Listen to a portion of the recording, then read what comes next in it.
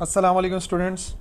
बच्चों यहाँ पर एक सर्कुलर प्लेट के ऊपर ना एक बॉल लगी हुई है और आप देखो उसका साया यहाँ पर एक वाइट स्क्रीन के ऊपर बन रहा है। यहाँ पर हमने एक स्प्रिंग के ज़रिए एक बॉल को वाइब्रेट कराया। तो ज़रा ऑब्ज़र्व करो कि इस गोल घूमते हुई बॉल के साए को देखो जो कि इस स्क्रीन के ऊपर बन रहा है। एक्चुअली बिल्कुल वो उसी तरीके से मोशन कर रहा है जिस तरीके से मोशन कर रहा है ये ऑब्जेक्ट जो कि स्प्रिंग से जुड़ा हुआ है। ठीक है ना, देखो कितना सिमिलर मोशन कर रहे हैं दोनों। और स्प्रिंग से जुड़ी कोई बॉडी होती है तो वो तो हमें पता है कि वो सिंपल हार्मोनिक मोशन करती है। तो क्या ये जो पार्टिकल मूव कर रहा था इसका मोशन भी सिंपल हार्मोनिक मोशन है? आज की वीडियो में इसी बात को समझते हैं, कनेक्शन समझते हैं यूनिफॉर्म सर्कुलर मोशन और सिंपल हार्मोनिक मोशन के दरमियान में। तो चलिए शुरुआत करते हैं इसी एग्जाम्पल से जो मैंने आपको वीडियो में दिखाई। थोड़ा सा एनिमेशन के ज़रिए समझते हैं। देखो बच्चों, ये एक पार्टिकल है जो सर्कुलर मोशन करेगा, रेड वाला सर्कुलर मोशन करेगा। और ये समझ लो जो इसके नीचे बना हुआ है ये इसका साया है। ठीक है ना, ये इसका प्रोजेक्शन है। तो समझ लो ऊपर कोई वो लगा हुआ है, कोई टॉर्च वगैरह लगी हुई है जिसका साया, जिसकी वजह से इस पार्टिकल का साया नीचे की तरफ बन रहा है। अब मैं ये चाहूँगा कि आप इस पार्टिकल को मूव होते हुए देखो जो कि सर्कुलर मोशन करेगा, और आप ऑब्जर्व करना कि जो इसका प्रोजेक्शन है, जो इसका साया है जो कि डायमीटर के ऊपर बन रहा है इस सर्किल के, वो कैसे मूव कर रहा है। पार्टिकल तो सर्कुलर मोशन कर रहा है, लेकिन आप उसके प्रोजेक्शन को देखो कि जो प्रोजेक्शन है वो किस तरीके से मूव कर रहा है। देखा आपने किस तरीके से मूव कर रहा है? दोबारा से देखो कि ये जो पार्टिकल है ये तो गोल गोल घूमेगा, लेकिन उसका जो साया है वो बिल्कुल इस तरीके से मूव करेगा, जिसे बेसिकली हम लोग पीरियोडिक मोशन या ऑसिलेशन कहते हैं। ठीक है, तो आप देखो इधर से इधर चला गया, फिर मीन से एक्सट्रीम पर चला गया, फिर एक्सट्रीम से दोबारा पर मीन पोजीशन पर आ गया। तो इसका मतलब ये हो गया कि पार्टिकल तो सर्कुलर मोशन कर रहा होता है, पर उसका जो प्रोजेक्शन है वो SHM कर रहा है या नहीं ये तो अभी हमें नहीं पता, लेकिन एटलीस्ट हमें ये तो पता है कि इसका जो मोशन है वो ऑसिलेटरी मोशन है या पीरियोडिक मोशन है, जो कि एक ख़ास टाइम के बाद अपने आप को क्या करता है, रिपीट करता है। तो अभी हम एक डेरिवेशन के ज़रिए इस बात को साबित करेंगे कि एक्चुअली जो इस साए की मोशन है वो सिंपल हार्मोनिक मोशन है। ठीक है, उसके लिए कंसिडरेशन देख लेते हैं क्या क्या चीज़ें हमारे लिए कंसिडर करना ज़रूरी है। एक सर्किल चाहिए हमें, ठीक है, ये सर्कुलर पाथ है जिसके ऊपर बॉडी मूव करेगी, और ये आ गया वो डायमीटर जिसके ऊपर हम प्रोजेक्शन बनाएंगे। ये वो पार्टिकल है, इसको पार्टिकल P कह देते हैं। ठीक है, ये जो पार्टिकल P है ये एक्चुअली मूव करेगा इस सर्कुलर पाथ के ऊपर, और ये हो गई उसकी वेलोसिटी की डायरेक्शन। और ये सेंटर हो गया, इस सर्किल का सेंटर जो है उसको हम जाहिर कर देंगे पॉइंट O से, और जो वेलोसिटी है उसको VP से जाहिर कर देंगे। वेलोसिटी इसकी VP है पार्टिकल की, जो कि यकीनन ऐसे टेंजेंट बनती है। और ये आ गया सेंटर ऑफ द सर्किल। ठीक है जी, और सर्किल से लेकर, सर्किल के सेंटर से लेकर इस पॉइंट P तक का जो फासला होगा बेसिकली उसको हम रेडियस ऑफ सर्किल कहते हैं, जिसको R से जाहिर किया जाता है। ठीक है, अच्छा, अब इस पार्टिकल का जो साया बिल्कुल नीचे की तरफ बनेगा, उस साए को हम जाहिर कर देते हैं पॉइंट Q से। ठीक है ना, तो अभी आप देख रहे हो कि जो पार्टिकल P है वो यहाँ पर मौजूद है और उसका जो साया है बिल्कुल उसी के नीचे बनेगा, उसको हमने Q से जाहिर कर दिया। और फिलहाल उस Q का जो डिस्प्लेसमेंट है फ्रॉम द मीन पोजीशन, क्योंकि Q इस तरीके से मूव करेगा तो O बन गई इसकी मीन पोजीशन। तो अभी फ़िलहाल जो उसका डिस्प्लेसमेंट है फ्रॉम मीन पोजीशन उसको हमने जाहिर कर दिया X से। और ज़्यादा से ज़्यादा ये कितना दूर जा सकता है, देखो Q O से कितना दूर जा सकता है, यहाँ तक आ सकता है सबसे ज़्यादा दूर। तो ये जो फासला होगा जिसे हम रेडियस भी कहते हैं, इसको हम कह सकते हैं इसका एम्पलीट्यूड। ठीक है ना, तो यहाँ पर एम्पलीट्यूड को हम जाहिर कर देंगे x0 से। अगर O से लेके इस रेड वाले पॉइंट तक का फासला रेडियस है तो ये वाला फासला भी रेडियस है। और मैं कह रहा हूँ कि जो प्रोजेक्शन है वो इस पॉइंट O से मैक्सिमम इतना दूर जा सकती है, तो x0 इसका एम्पलीट्यूड होगा। तो चाहो तो इधर बना लो, चाहो तो इधर बना लो। ठीक है जी, सो फिलहाल जो एंगल बन रहा है इस ट्राइंगल में उसको हम जाहिर कर देते हैं थीटा से। सही है भाई, तो ये हमारी कंसिडरेशन थी जिस ट्राइंगल को मैंने थोड़ा सा बड़ा करके आपको दिखा दिया कि फ़िलहाल जो डिस्प्लेसमेंट है वो x है, ट्राइंगल जो है वो OPQ है, और ये जो डिस्टेंस है O से लेके P तक का, इसको हमने जाहिर कर दिया x0 से। ठीक है, अब कंसिडरेशन में क्या क्या था, क्योंकि बेसिकली मैं साबित करने वाला हूँ कि जो साया मूव करेगा अलॉन्ग द डायमीटर वो सिंपल हार्मोनिक मोशन करेगा। तो उसके लिए देखो बच्चों, मैंने सपोज क्या क्या किया है कि व्हाट इज़ x, x जो है वो इसका डिस्प्लेसमेंट है। ठीक है, फ्रॉम कहाँ से नाप रहे हैं, फ्रॉम मीन पोजीशन। ठीक है, फ़िलहाल जो मीन पोजीशन से फासला है वो x है, और एक्स नॉट जो कि मैक्सिमम डिस्प्लेसमेंट हो सकता है, और मैक्सिमम डिस्प्लेसमेंट को बेसिकली हम लोग एम्पलीट्यूड कहते हैं, ठीक है। और उस पार्टिकल की जो वेलोसिटी है उसको जाहिर करेंगे वीपी से, वेलोसिटी ऑफ पार्टिकल पी, ठीक है। पार्टिकल पी की वेलोसिटी है तो उसे हम वीपी से जाहिर करेंगे, ठीक है जी। ये हो गई हमारी कंसिडरेशन। अब ज़रा यहाँ पर हम जो अपनी डेरिवेशन को स्टार्ट करेंगे वो एक डेफिनेशन से करेंगे जो कि होती है according to the definition of centripetal acceleration, ठीक है। हम अपनी डेरिवेशन को सेंट्रीपिटल एक्सेलरेशन से स्टार्ट करेंगे। अच्छा, क्यों करेंगे ये भी तो सोचो, सेंट्रीपिटल एक्सेलरेशन से क्यों स्टार्ट करेंगे? क्योंकि अगर कोई बॉडी सिंपल हार्मोनिक मोशन कर रही है तो वो इस एक्सप्रेशन के ज़रिए साबित होता है ना। कहीं से भी अगर किसी मोशन को हम स्टडी करें और उसका एक्सेलरेशन डायरेक्टली मोशन आ जाए, displacement from the mean position और ऑपोजिट डायरेक्शन में हो, तो हम साबित कर लेते हैं कि वो सिंपल हार्मोनिक मोशन है। तो ये साबित करने के लिए लेफ्ट हैंड साइड पे क्या चाहिए? What is a? एक्सेलरेशन। तो अगर एक्सेलरेशन चाहिए तो इसका मतलब स्टार्टिंग हमें सेंट्रीपिटल एक्सेलरेशन से करनी पड़ेगी क्योंकि बॉडी रिवॉल्व कर रही है। तो सेंट्रीपिटल एक्सेलरेशन की डेरिवेशन के मुताबिक, डेफिनेशन के मुताबिक, ए सी बराबर होता है वी स्क्वायर ओवर आर के।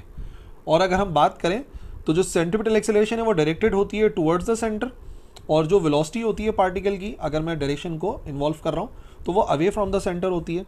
सो हम नेगेटिव साइन इस्तेमाल करते हैं जब हमें डायरेक्शन बताना ज़रूरी हो। बाकी जब हमें डायरेक्शन को इतना सिग्निफाई नहीं करना होता तो हम इस नेगेटिव साइन को कभी भी इस्तेमाल नहीं करते। सो इस केस में क्या बनेगा? इन दिस केस जो सेंट्रीपिटल एक्सेलरेशन है बेसिकली बराबर आ जाएगा V P square over radius, actually हमारे लिहाज से किसके बराबर है? एक्स नॉट के, ठीक है। तो इसको नाम देते हैं इक्वेशन 1 का, कि हमारे लिहाज से जो एक्सेलरेशन है सेंट्रीपिटल वो बराबर आ जाएगी V P square divide by x not. अब एक फार्मूला ऑलरेडी हमें पता है जो हम चैप्टर नंबर 4 में पढ़ चुके हैं सेंट्रीपिटल एक्सेलरेशन का, वो ये था कि ए सी इसका वेलोसिटी का फार्मूला पुट कर देते हैं, फिर ए सी को बाद में पुट कर लेंगे। हमें पता है जो वेलोसिटी का फार्मूला है पार्टिकल का वो क्या था? v बराबर होता है आर ओमेगा के। कहाँ से आया? याद है फार्मूला? v होती है लीनियर वेलोसिटी और ये होता है एंगुलर वेलोसिटी, ठीक है। तो एक्चुअली ये रिलेशन होता है, relation between linear velocity and angular velocity, जो हम लोगों ने चैप्टर नंबर 4 में पढ़ा था। तो इसी को देखते हुए अगर हम फार्मूला बनाना चाहें तो हमारे लिहाज से वी पी बराबर आ जाएगा किसके? आर बराबर है एक्स नॉट के, और ओमेगा अपनी जगह पर आ गया। तो इसका मतलब क्या हो गया? वी पी की जगह पर हम क्या करेंगे? वी पी की जगह पर हम पुट करेंगे एक्स नॉट ओमेगा की वैल्यू यहाँ पर इक्वेशन 1 में। तो इक्वेशन 1 जाहिर करेगी, इक्वेशन 1 इम्प्लाइज दैट ए सी बराबर आएगा माइनस वी पी का स्क्वायर ओवर एक्स नॉट, और वी पी किसके बराबर है? वी पी बराबर है एक्स नॉट ओमेगा के। तो स्क्वायरिंग दोनों पर आएगी, ए सी बराबर आएगा minus x naught omega square और एक्स नॉट का भी स्क्वायर, और यहाँ पर आ जाएगा एक्स नॉट। एक एक्स नॉट से एक एक्स नॉट कैंसिल हो जाएगा, ए सी बराबर आ जाएगा minus x naught square cancel हो गया, सिर्फ और सिर्फ क्या बच गया हमारे पास? ओमेगा का स्क्वायर बच गया, ठीक है। तो हम लिख सकते हैं माइनस एक्स नॉट और यहाँ पर आ गई value omega square. Centripetal acceleration का फॉर्मूला यहाँ पर आ गया और बात हो गई ख़त्म, ठीक है। इसको बोल देते हैं इक्वेशन 1, सॉरी इक्वेशन 2 हो सकती है, 1 हो चुकी थी। तो इसको हमें याद रखना है कि भाई सेंट्रीपिटल एक्सेलरेशन इसके बराबर है, किसके? Minus x naught omega square, ठीक है। अब एक और काम करते हैं, एक और काम ये करो, यहाँ पर आपको ये ट्राइंगल बना हुआ नज़र आ रहा है, इस ट्राइंगल से ज़रा कॉस थीटा की वैल्यू को मालूम कर लो। क्यों? वो अभी पता चल जाएगा, पहले कॉस थीटा की वैल्यू निकालो। हमें पता है कॉस थीटा किसके बराबर होता है? कॉस थीटा बराबर होता है बेस अपॉन हाइपोटेन्यूज, ठीक है। बेस कौन सी साइड होती है? या चलो स्टार्ट करते हैं, हाइपोटेन्यूज कौन सी साइड होती है? 90 डिग्री के सामने वाली साइड, यानी कि ओ से लेके पी वाली साइड। और थीटा के बाद सामने वाली साइड होती है परपेंडिकुलर, जिसकी हमें कोई ज़रूरत नहीं है, और जो बच जाती है उसे हम कहते हैं बेस। तो फिलहाल जो बेस है वो है ओ से लेके क्यू तक। तो इसका मतलब हमारे लिहाज से कॉस थीटा बराबर आ जाएगा ओ क्यू बराबर है एक्स के और ओ पी बराबर है एक्स नॉट के। तो कॉस थीटा का आंसर आ गया एक्स अपॉन एक्स नॉट, ठीक है भाई। ये दो काम हमने क्यों करे पता है आपको?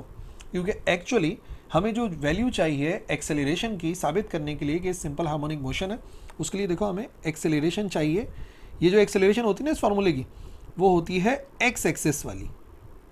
अब सेंट्रीपिटल तो एक्स एक्सिस में नहीं है, सेंट्रीपिटल तो आपको पता है towards the centre of circle होती है।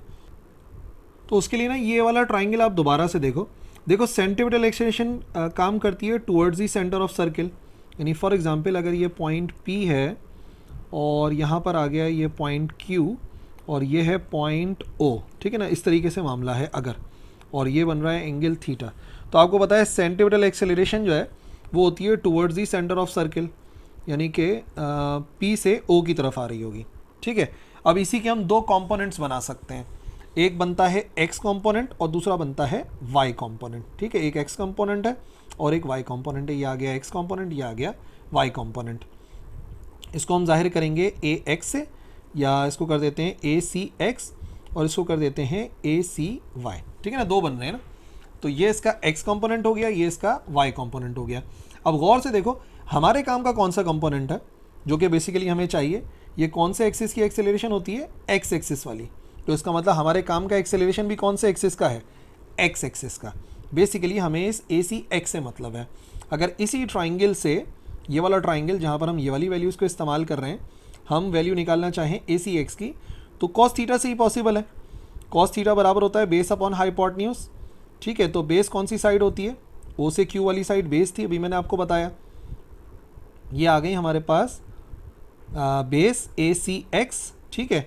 और जो हाइपोटेन्यूज है 90 डिग्री के सामने वाली वो बराबर है AC के, तो हमने AC लिख दिया।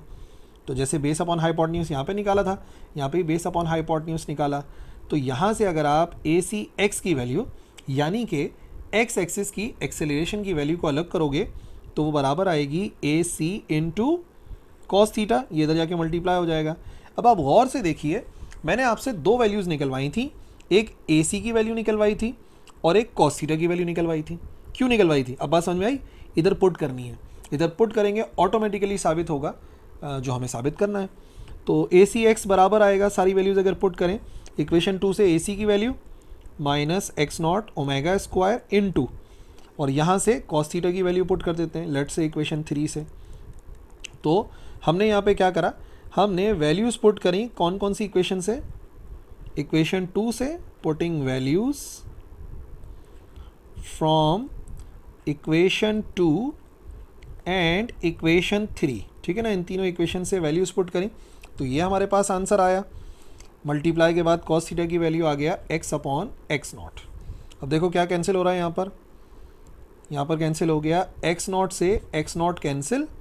अभी हमारे पास वैल्यू आ गई acx, x एक्सिस की एक्सेलरेशन, ठीक है ना। क्यों x एक्सिस की, क्योंकि पार्टिकल का जो प्रोजेक्शन है वो x एक्सिस से मूव कर रहा है, तो हमें x एक्सिस की ही चाहिए थी एक्सेलरेशन।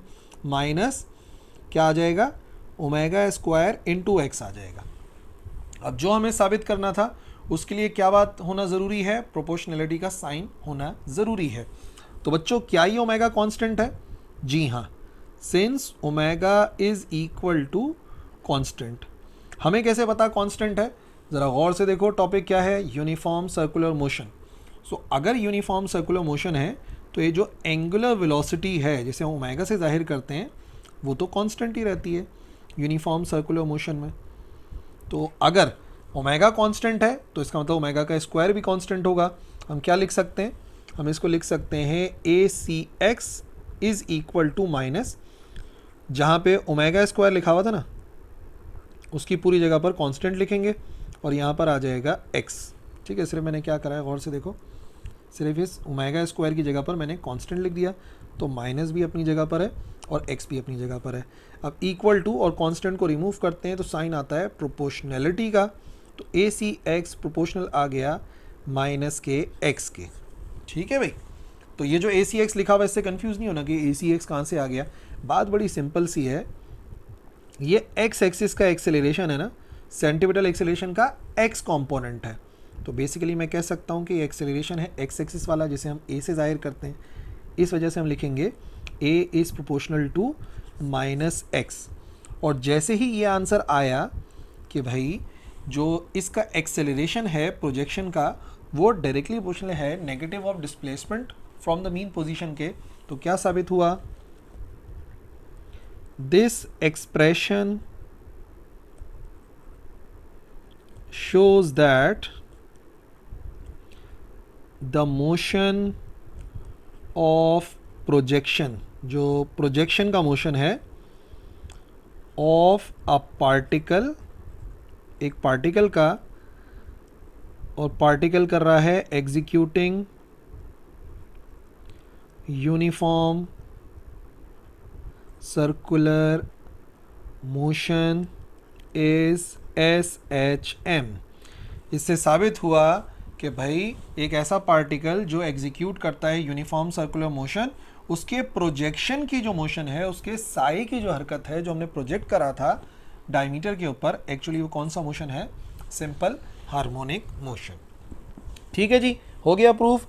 अब जो हमारे लेक्चर का दूसरा पार्ट है उसमें हमें 4 मुख्तलिफ डेरिवेशंस करनी है, फॉर्मूले ड्राइव करने हैं, इसको 1 बाय 1 हमें समझना है। सबसे पहले अगर मैं किसी भी लम्हे इस प्रोजेक्शन का डिस्प्लेसमेंट मालूम करना चाहता हूँ फ्रॉम मीन पोजीशन, यानी कि मैं x का एक फार्मूला चाह रहा हूँ कि किसी तरीके से x का फार्मूला मिल जाए, तो हम फाइंड कर लेते हैं। ट्राइंगल आपके सामने है, वैसे आपको पता है कॉस थीटा किसके बराबर होता है? कॉस थीटा बराबर होता है बेस अपॉन हाइपोटेन्यूज के। अगर इस ट्राइंगल की बात करें, इन दिस ट्राइंगल, कौन सा ट्राइंगल? ट्राइंगल OPQ, OPQ के अंदर, तो कॉस थीटा बराबर आएगा किस चीज़ के? हाइपोटेन्यूज कौन सी साइड होती है? 90 डिग्री के सामने, O से P वाली। और बेस कौन सी साइड है? बेस है O से लेके Q वाली साइड।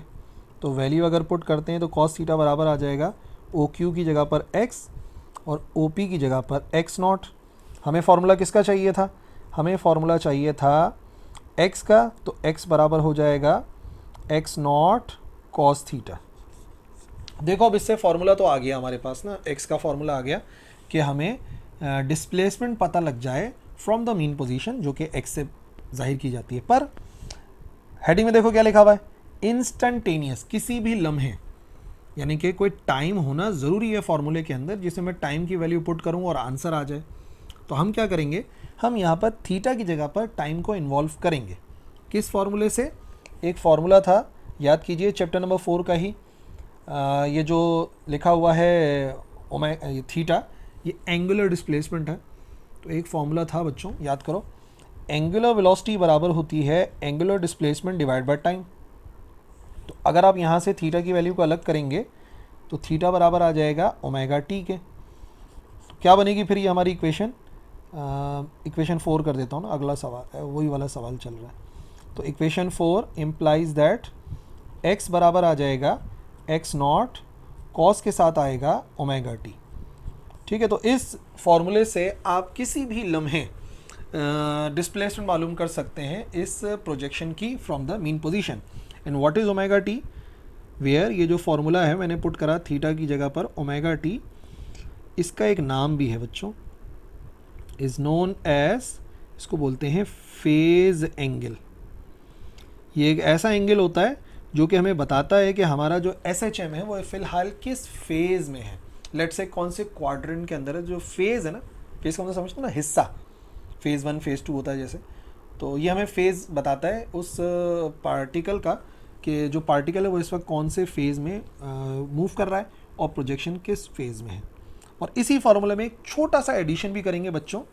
लेट फाई एक एंगल सपोज कर रहे हैं जिसे हम बोलेंगे इनिशियल फेज एंगल, यानी ऐसा समझ लो कि हमारे ऑब्जर्व करने से पहले, भाई हमने पार्टिकल को स्टार्टिंग से नहीं देखा, बल्कि पार्टिकल लेट से यहाँ तक पहुँच चुका था, 0 डिग्री से कुछ डिग्री बना चुका था।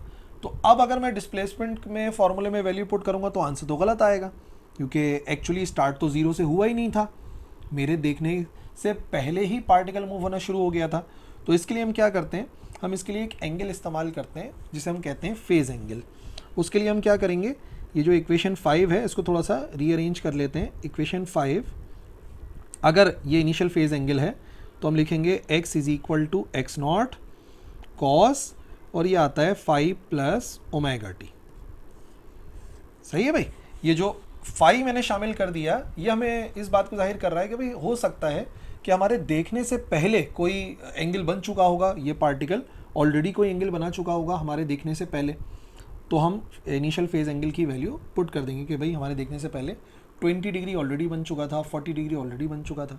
और अगर आप बिल्कुल शुरू से ऑब्जर्व कर रहे हो उस पार्टिकल को, तो इसका मतलब ये हो गया कि फेज एंगल 0 है और डायरेक्टली हम इससे कैलकुलेट कर सकते हैं।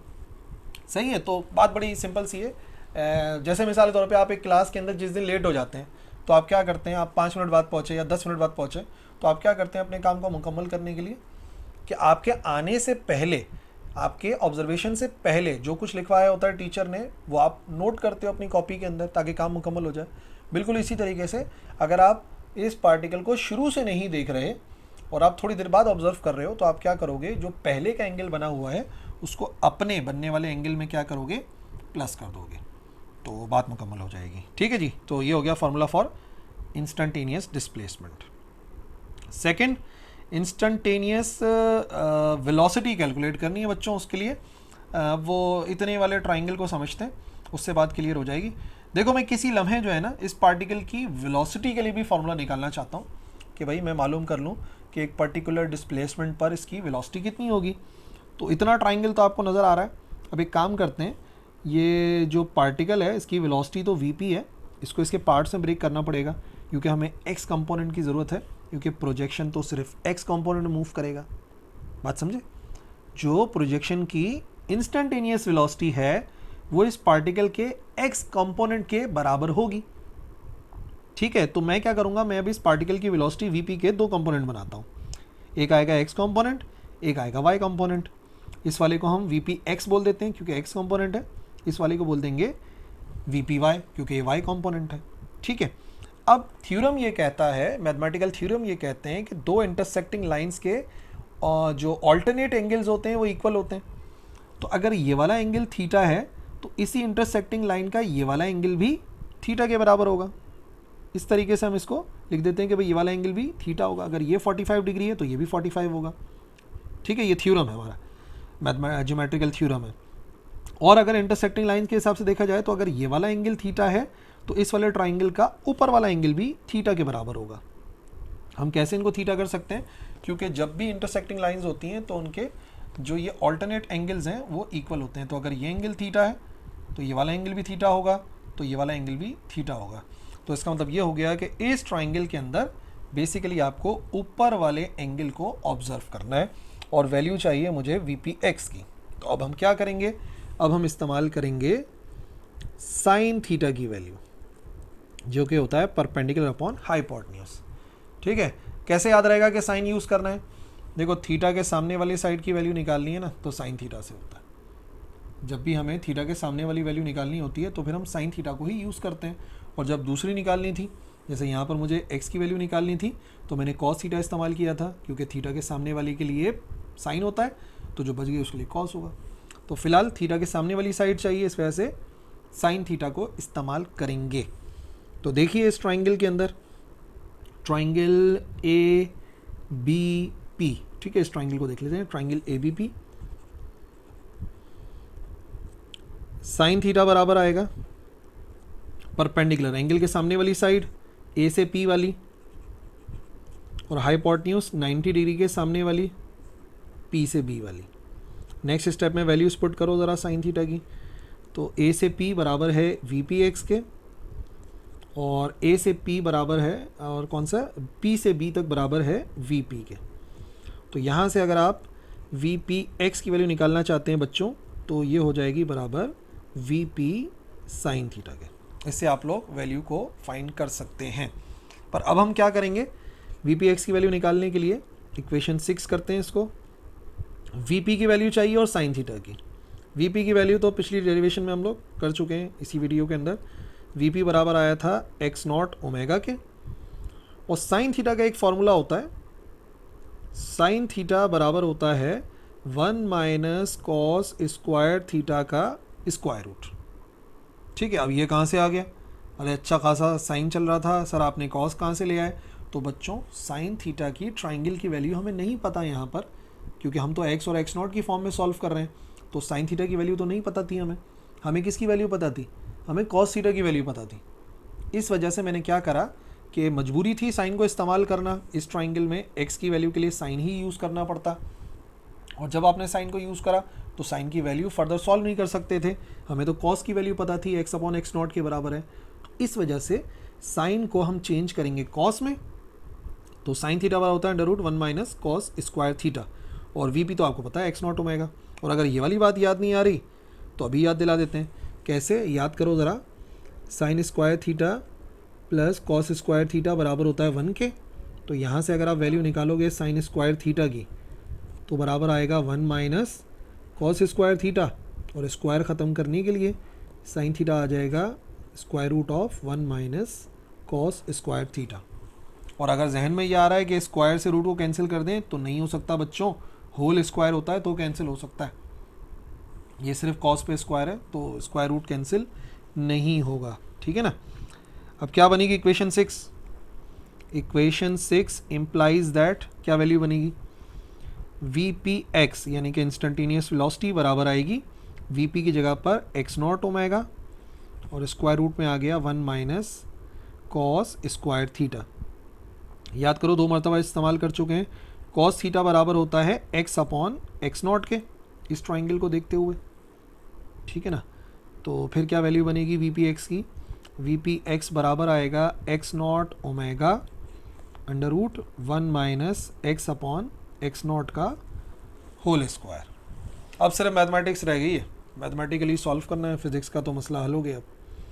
तो वी पी एक्स बराबर आएगा X naught omega under root 1 minus X का स्क्वायर एक्स नॉट का स्क्वायर। नेक्स्ट स्टेप एलसीएम ले लो, वी पी एक्स बराबर आएगा X naught omega under root X naught square LCM, और एक्स नॉट इधर 1 से मल्टीप्लाई होगा, एक्स नॉट का स्क्वायर माइनस एक्स स्क्वायर।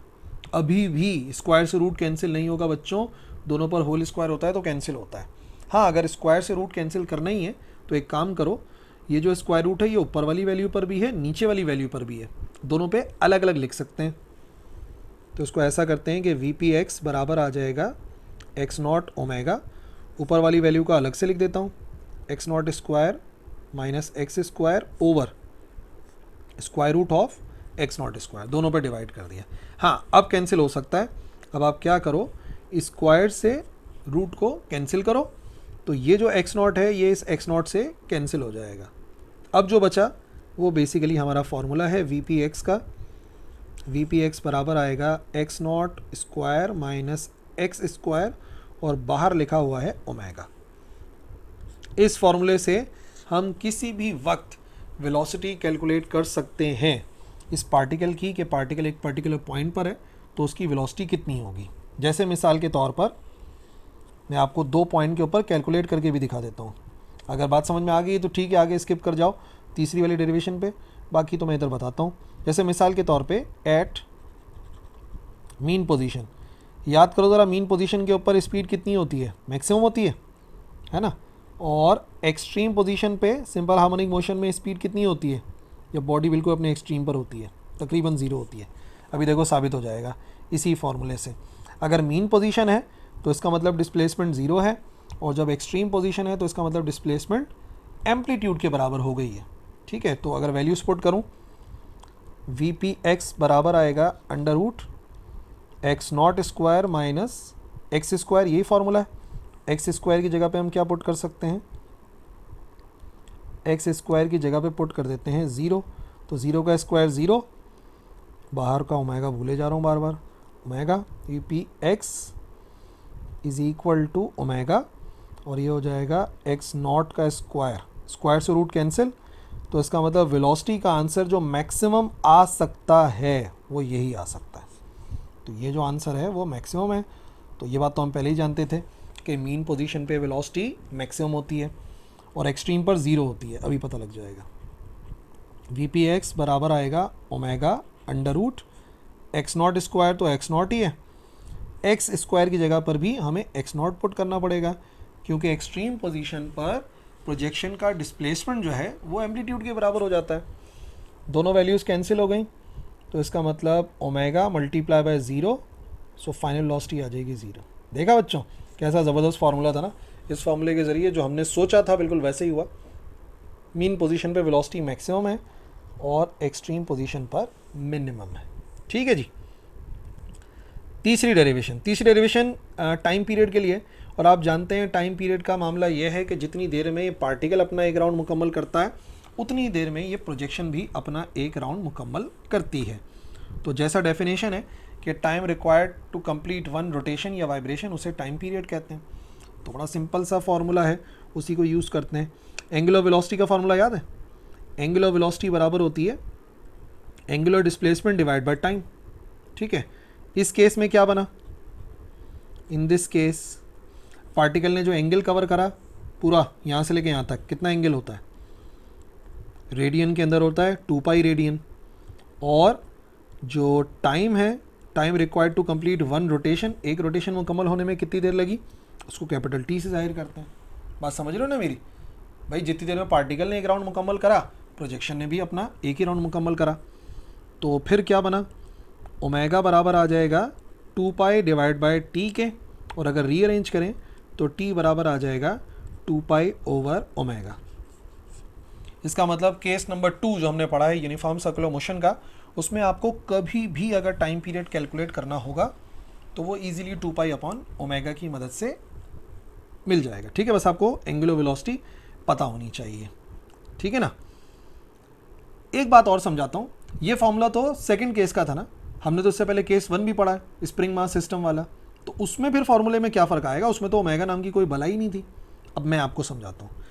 देखो, जो हमने स्प्रिंग मास सिस्टम पढ़ा था, याद करो, इन स्प्रिंग मास सिस्टम, उसमें बिल्कुल जो हमने डेरिवेशन करी थी, कांस्टेंट रिमूव करने से पहले एक आंसर आया था। क्या आया था? A is equal to minus K upon M into X. नहीं याद ना अगर, तो ज़रा वो वीडियो जाके देख लेना, या नोट्स में किताब के अंदर देख लो। बिल्कुल जब हमने कांस्टेंट पुट कर रहे थे ना आखिर में साबित करने के लिए कि सिंपल हार्मोनिक मोशन है, तो ये आंसर आया था। इसको समझाने के लिए इक्वेशन ए कर देता हूँ। और इस वाले केस में जो यूनिफॉर्म सर्कुलर मोशन वाला केस है, आज वाला केस हमारा, इन यूनिफॉर्म सर्कुलर मोशन, इसमें जो बिल्कुल लास्ट वाला आंसर आया वो देखो ऐसा आया था, A is equal to minus omega square X. इसको इक्वेशन बी कर देता हूँ। उससे नहीं परेशान होना कि ए सी एक्स लिखा हुआ था, बात तो वही है ना, एक्सेलरेशन ही था वो एक्स एक्सिस वाला। दोनों को कंपेयर करो, comparing equation A and equation B. ठीक है, तो दोनों को कंपेयर करके क्या साबित होगा कि भाई माइनस का ओमेगा स्क्वायर एक्स बराबर आ जाएगा minus K upon M x के। तो एक्स से एक्स कैंसिल, माइनस से माइनस कैंसिल, इसका मतलब ओमेगा स्क्वायर के अपॉन एम के बराबर हो सकता है, या अगर आपको ओमेगा की वैल्यू चाहिए तो taking square root on both sides बराबर आ सकता है के ओवर एम के। सही ना? तो टाइम पीरियड का जो फॉर्मूला था ना ये वाला, ये सेकंड केस में अप्लाई हो रहा है। अगर मैं स्प्रिंग मास सिस्टम में पुट करने की कोशिश करूंगा तो ओमेगा की जगह पर ये पुट कर सकता हूं। सो इन स्प्रिंग मास सिस्टम, अगर हम स्प्रिंग मास सिस्टम की बात करें तो इसका मतलब क्या हुआ कि टाइम पीरियड बराबर हो सकता है 2 पाई ओवर ओमेगा की जगह पे क्या लिखूं, के अपॉन एम। ठीक है, और अगर इसको रीअरेंज करें तो टाइम पीरियड को बराबर लिख सकते हैं 2 pi under root M over K, divide से मल्टीप्लाई में जाएगा तो रेसिप्रोकल हो जाएगा, ऊपर चला जाएगा। तो बच्चों जो टाइम पीरियड का फॉर्मूला आप लोगों ने क्लास 10 में ही पढ़ा था वो भी यही फॉर्मूला था, पर आज हमने उसको बता भी दिया कि वो किस तरीके से साबित हुआ। ठीक है जी। अब एक आखिरी बड़ी छोटी सी बात आपको बतानी है एक्सेलरेशन के हवाले से, और उसके लिए तो अभी पिछला फॉर्मूला मैंने डिस्कस भी करके बताया आपको कि एक्सेलरेशन कैसे कैलकुलेट कर सकते हैं। देखो, अगर इस वाली केस की बात है यूनिफॉर्म सर्कुलर मोशन की, तो एक्सेलरेशन का जो आंसर आया था हमारे पास वो आया था माइनस ओमेगा स्क्वायर एक्स के। किसी भी लम्हे अगर आपको एक्सेलरेशन कैलकुलेट करनी है तो बस आपको डिस्प्लेसमेंट की वैल्यू पुट करनी है और एंगुलर वेलोसिटी की वैल्यू पुट करनी है। ठीक है, ये कौन से केस की बात हो रही है? In uniform circular motion. अब वो डेरिवेशन हम कर चुके हैं तो मैंने आपको डायरेक्ट फार्मूला बता दिया। और अगर स्प्रिंग मास सिस्टम का फार्मूला चाहिए, इन स्प्रिंग मास सिस्टम, तो स्प्रिंग मास सिस्टम में वही ओमेगा स्क्वायर की जगह पर क्या आना चाहिए? ओमेगा स्क्वायर की जगह पर आना चाहिए के अपॉन एम एक्स। ठीक है, तो एक्सेलरेशन अगर कभी कैलकुलेट करनी हो तो एक्सेलरेशन इन फॉर्मूलों से कैलकुलेट की जा सकती है। ठीक है, और अगर सिर्फ मैग्नीट्यूड से मतलब है तो माइनस का साइन इस्तेमाल नहीं करते। ओके जी, सो ये हो गया आज का हमारा लेक्चर मुकम्मल, और आई होप आपको समझ में आ गया होगा। मुकम्मल कोशिश करी मैंने समझाने की। कन्फ्यूजन है तो आप लिख सकते हैं कमेंट सेक्शन में, इंशाल्लाह उसको भी दूर कर देंगे। That's all for this video. अल्लाह हाफिज़।